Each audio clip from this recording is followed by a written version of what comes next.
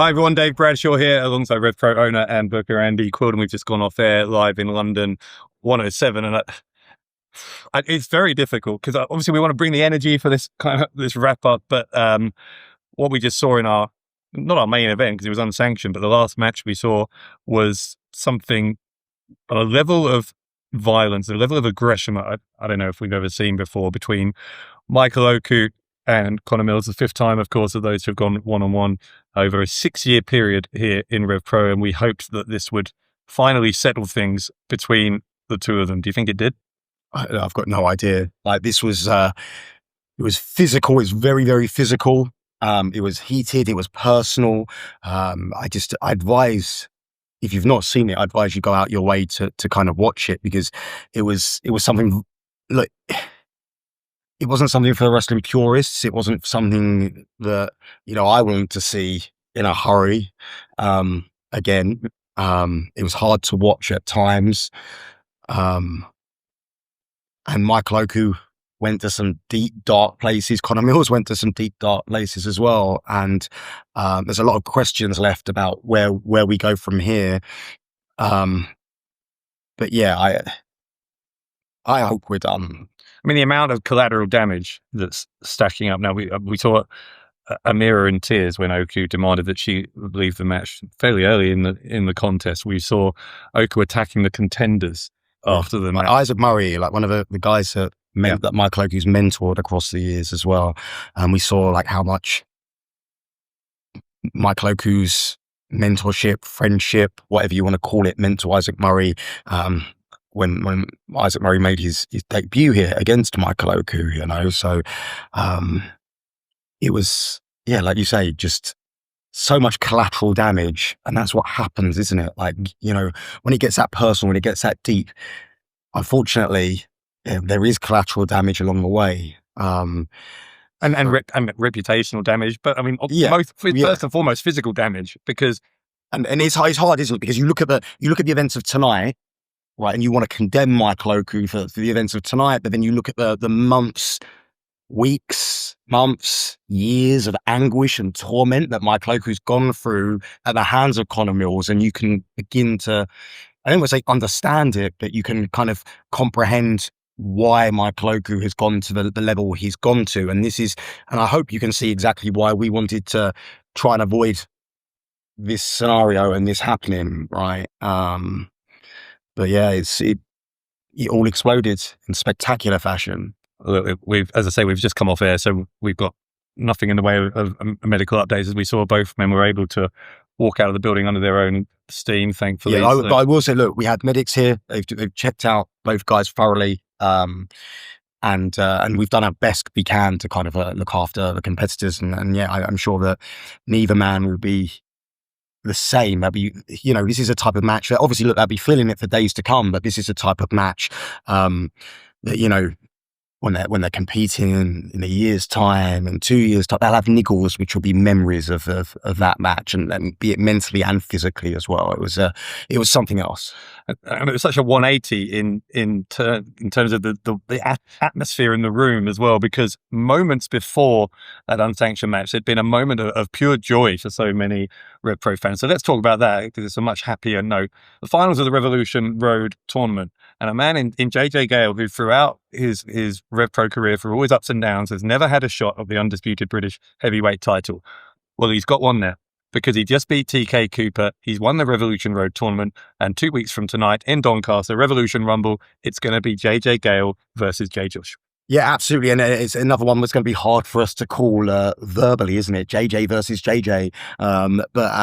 It was what a match. It was a roller coaster ride. And listen, I'm going to give the devil his due here when it comes to TK Cooper, because TK Cooper's proven over the last year plus since last year's Revolution Road tournament, he came into it with a chip on his shoulder, not wanting to be known as just a tag team guy, right? And I feel like TK Cooper, every single time he's been in that situation where the spotlight's been on him, he has shone. And tonight was no exception, but he came up against a very game JJ Gale, and JJ Gale is, for my money, he's look, I don't want to start ranking success stories, but he's one of the biggest success stories in Revolution Pro Wrestling. As someone who was trained through the Portsmouth School of Wrestling, he's someone who he came through our contenders division, graduated the contenders division, and has really, we've seen him grow and find himself before our very eyes. And he's someone who we've always seen as been destined for greatness.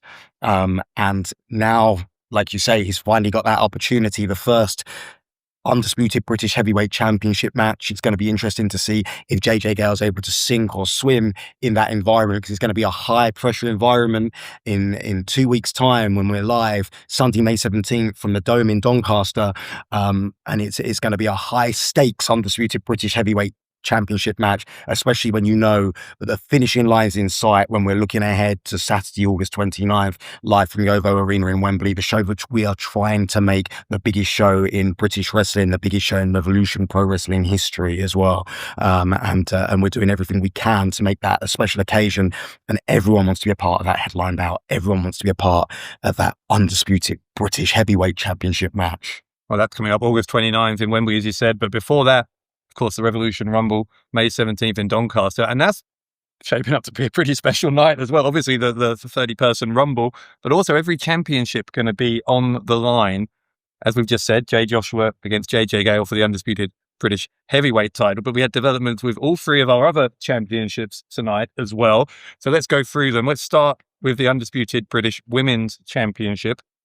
Victory tonight in the non-title match for Alexis Falcon.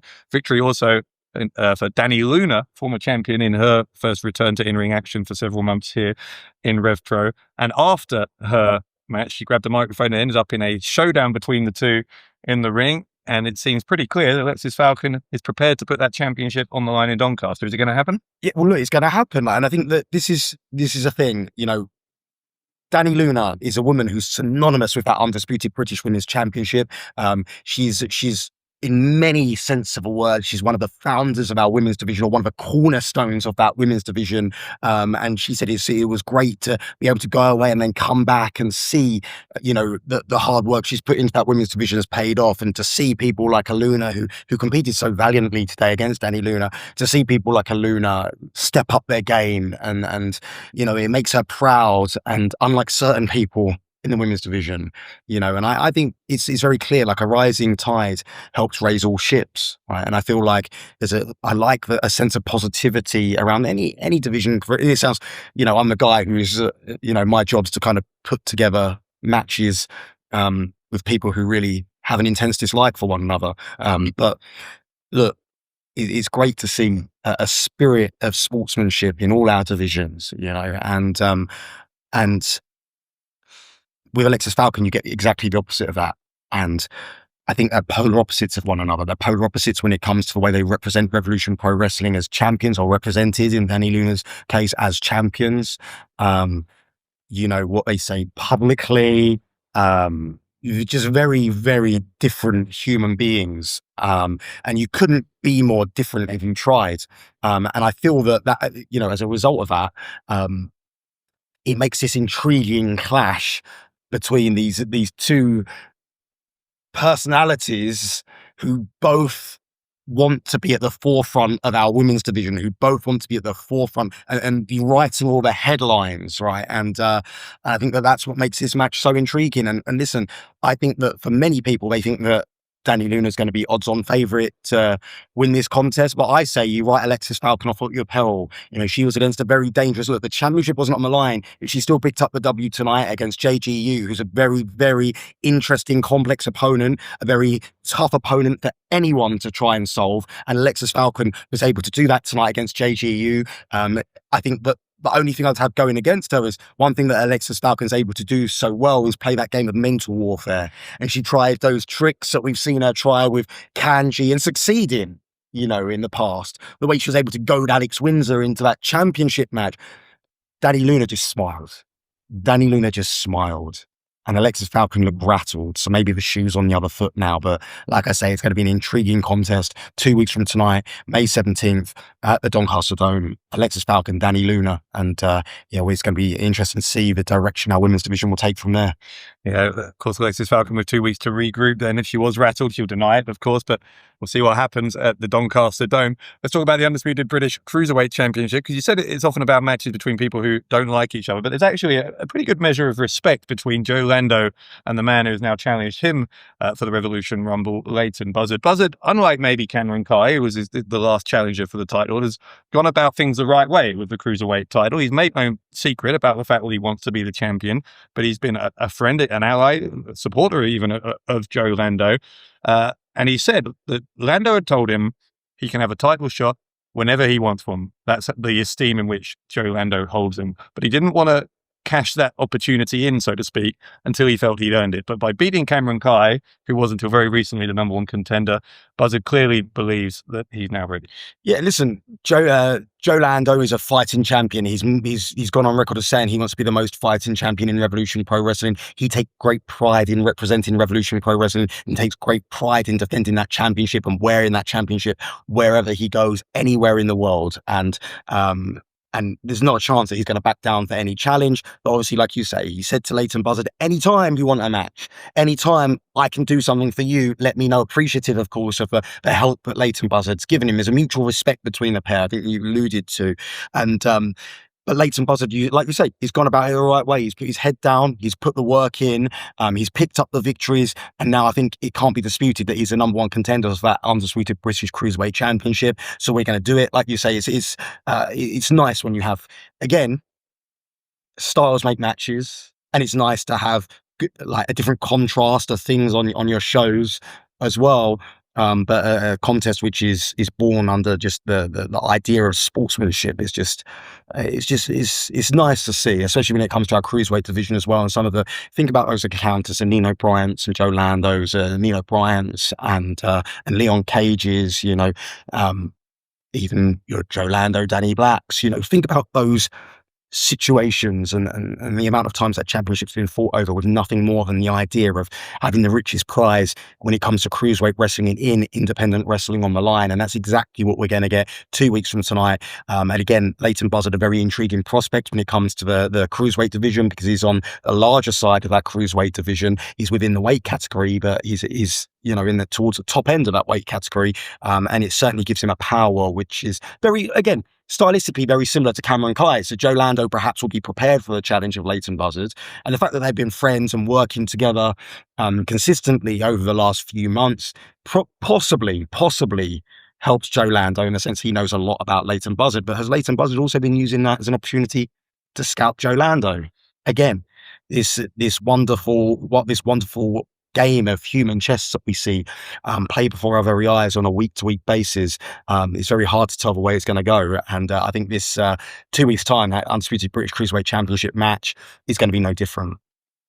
Yeah, lots of intrigue around the Cruiserweight title. Lots of intrigue as well around the Undisputed British Tag Team Championships, or rather in the team that's now going to challenge for those championships at the Revolution Rumble. After Leon Slater scored a victory in an incredible match tonight against Luke Jacobs, Leon Slater grabbed the microphone, said it was finally time for Leon to cash in his Trios Grand Prix trophy, which, by the way, he won with Jacobs and with Ethan Allen. Everyone assumed, I think, that Liam was then going to say that Leon's going to challenge for the Undisputed British Heavyweight Championship, which we know is Leon Slater's main goal. And it seemed to take even Leon by surprise when Liam said, nope, we're going to challenge for the tag title. So it's going to be Slater Dojo against the Young Guns in Doncaster. But that seemed to catch absolutely everyone by surprise, including Leon Slater. And Luke Jacobs as well, Yep. And we saw a great deal of respect between the contest with Leon Slater and Luke Jacobs, but, there was a sense of competition between the pair. Like you say, a fantastic contest. And I'm kind of intrigued and excited to see them mix it up again, and you can say what you like about Liam Slater, but when it comes to the game of human chess, when it comes to gamesmanship, he's a very, very capable operator, isn't he? And I feel that Liam Slater again, like I think it's impossible to try and pick apart what's going on. There's obviously a bit of a power struggle we've seen in recent weeks with the Slater dojo. We see Cameron Kai looking a lot more towards Leon Slater, but influencing him getting signed up to the Slater dojo in the first place. It's a very complex issue, I believe, and who knows if Leon was in on it or not. Because again, it's all a game for Liam Slater. That's what it feels like anyway. It feels like it's all a game. And like sometimes you feel like Liam Slater's losing control of the situation, and then boom, he just flips it all around and turns it on its head. So yeah, Slater Dojo. Liam by proxy is using Leon Slater's trophy, the same trophy that he rescinded and stopped Leon Slater using Uprising this past December, when he said, like, Leon's having his eyes swayed by elsewhere. He's not got his mind on the prize. He says, now's the time. Now's the time for him to win championship gold, to bring championship gold to the Slater Dojo, a tag team championship gold. And of course, once again, Liam Slater is looking towards Leon to bring success for the team and to bring success to himself. So, look, is this a story about Slater Dojo, or is this a story about the Young Guns, the most dominant tag team in all of independent wrestling, a team that are on a quest to hold on to those undisputed British Tag Team Championships through to Wembley, to have the biggest tag team contest in the history of independent professional wrestling against the Young Guns on the biggest stage at the OVO, the Young Guns against FTR at the OVO Arena, Wembley. And what an opportunity, what a stage it's going to be, with those championships or not. But we know how much it means. They've spoken such a big talk. And you know how much it means to Luke Jacobs and Ethan Allen to hang on to those tag team championships. And they're going to be no longer looking at Leon Slater as a friend, regardless of the circumstances that led them there, right? And that championship is on the line. The Young Guns are different animals altogether. And I think that Slater Dojo may be finding that out firsthand 2 weeks' time live on Doncaster. Well, look, Revolution Rumble is clearly taking shape. All four of those championship matches now becoming apparent. The Revolution Rumble match itself as well. That's in 2 weeks. Before that, we are live in Sheffield next Sunday. And there's so many things coming now, because the Bash at the Bay in Morecambe is on May 24th. We just recently announced this year's British J Cup, Summer Sizzler, our debut. So, yeah, well, that's something we should mention as well. Yeah, we're coming to Bradford for the first time. Home territory, home ground for the Slater Dojo, if you will. Tickets for that show went on sale on Friday. And we're still in an early bird phase of tickets at that show. So make sure you check out, the website and grab yourself some tickets for that, because look, the mentality that we have is that we want to service every area with pro wrestling, and like, it's very, very hard to find venues that want to embrace what we're all about, and that's delivering the highest level of professional wrestling. And Bradford Live is it's a state-of-the-art venue. It only opened last year. It's in the city centre of Bradford. It's a stone's throw away from a train station for travelling fans. There's so much to do around the city. So many nearby cities as well, and like, just got great travel links, etc. It's an afternoon show, so hopefully fans can, they can get to and from it without requiring a hotel if they're traveling from afar. And I'm very, very excited, and I hope that, I say it all the time, and I don't feel that I don't want to go into a rant in any way, shape, or form, but like, I feel like sometimes we don't get the respect that we deserve based around what we're trying to achieve, right? And I think that you'd be very hard pressed to find some, but like, a group, an organization, a company, an independent, a DIY professional wrestling promotion that's doing it week in, week out like we are, because we are doing it week in, week out. We're on a run now. We've got, like you say, we're in Sheffield next week. The following week, we're in Morecambe. Doncaster first. The following week, we're in Morecambe. The following week, we're in Coventry. Then we're back here in London, and we just keep going, right? And this is the thing. So, I didn't mean to skate over Summer Sizzler, but the announcements keep coming, because we had two more today, which, by the way, you could have saved for the wrap-up, but I'm over it. Two during the show today, two returns, if you like. So one of them, Eddie Kingston, is going to be back here when we are back in Porchester Hall this time next month for Live in London 108. And in November, we're going back to our spiritual home. That's right. So Eddie Kingston, a man, we've not seen him in Revolution Pro Wrestling Ring since 2020, so 6 years in the making that this has been. Of course, we were due to see him back in May of 2020, but I don't know, Something happened. something happened. I can't quite remember. It's all a bit of a blur to me. But we survived. The company survived by hook or by crook. Like, again, little tidbit for you. So this month is the last payment of a COVID bounce back loan that just again, due to the nature of our operations. Where we've got so many shows on sale, we're spending on future events, we're spending on equipment, is all of this stuff.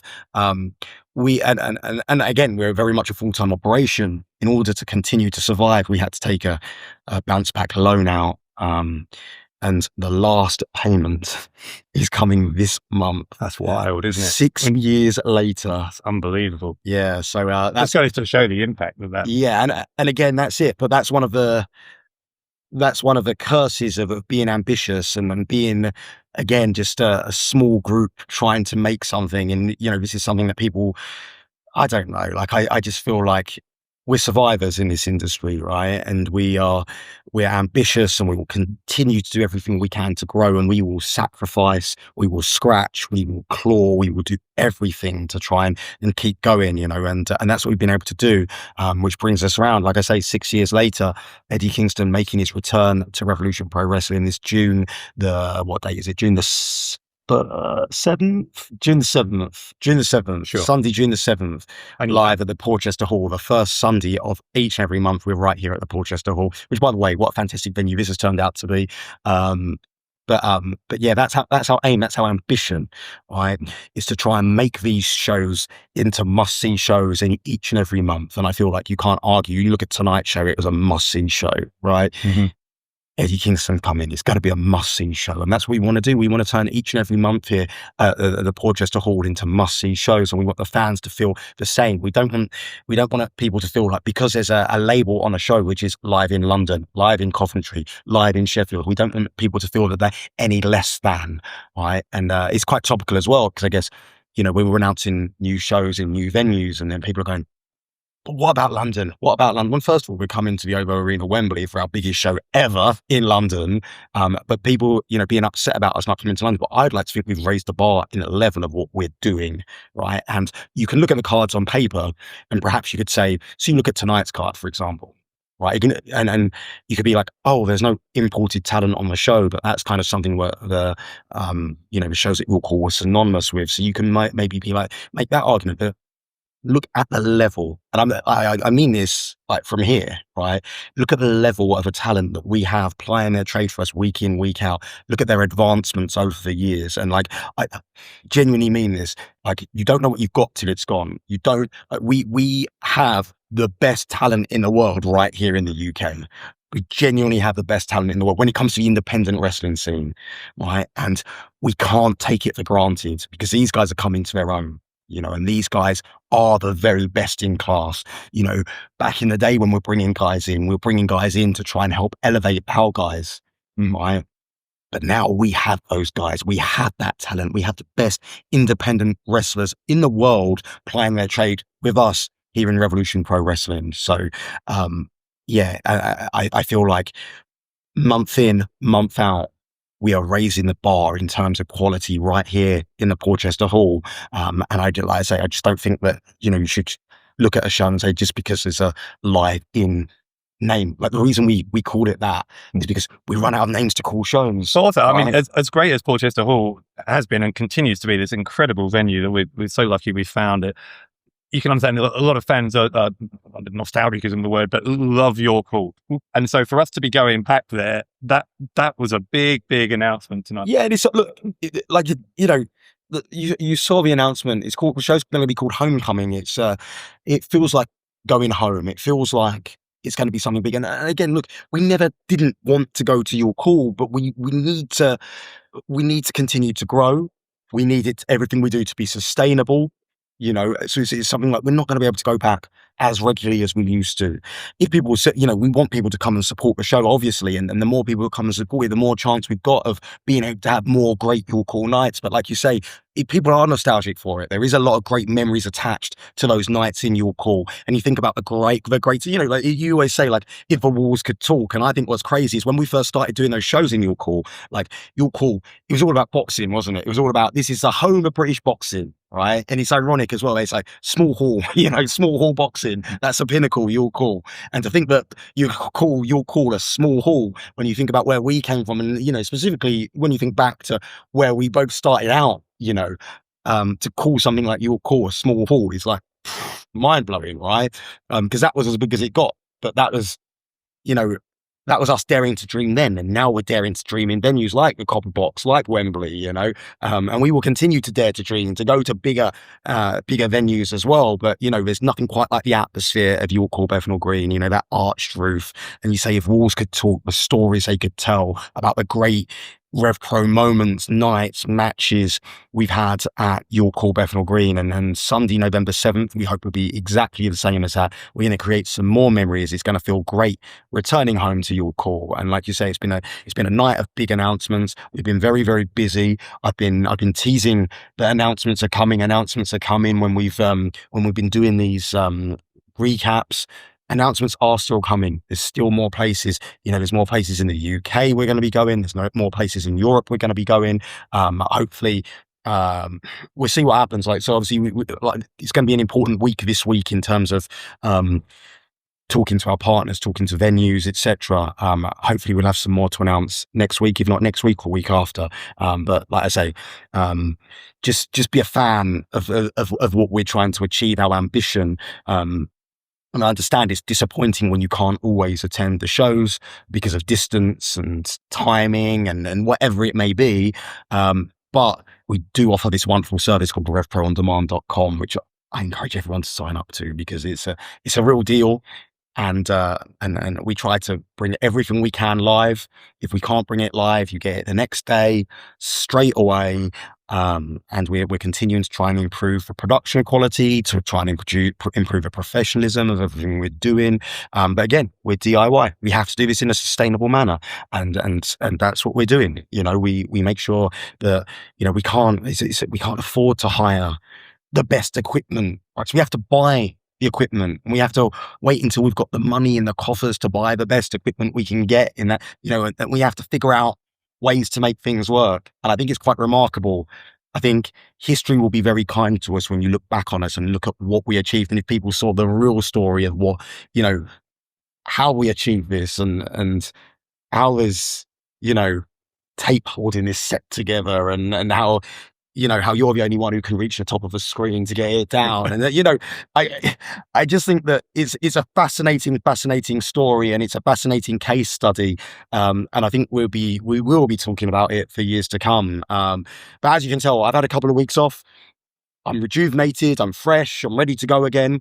And it's the start of the busiest and probably the most important period in our history, as we're on that road to Wembley. So if you don't want to support us after that little promo there, then maybe you don't have one of these, you know. We are dreaming big. And thank you to all of you guys for helping us achieve those dreams. It's an incredible year already. And as you say, 2026 is going to be talked about in the annals of wrestling history for what we are doing this year. Andy, I'm going to let you rest. I'm going to see you in 7 days' time. We're going to be live in Sheffield, the final stop before the Revolution Rumble. A bit of a northern tour, right? I know. 2 weeks in a row in the north. Well, fresh. Yeah. Sheffield, north. Doncaster, north. Oh, more 3 weeks in a row. And Coventry Counties, personally, I think it's a Midlands, but I kind of consider it north as well. Midlands is north. Well, London's north for me as well, really. Yeah. So all right. So we'll see you up north. We'll see you live in Sheffield next Sunday. In the meantime, thank you, as always, for joining us.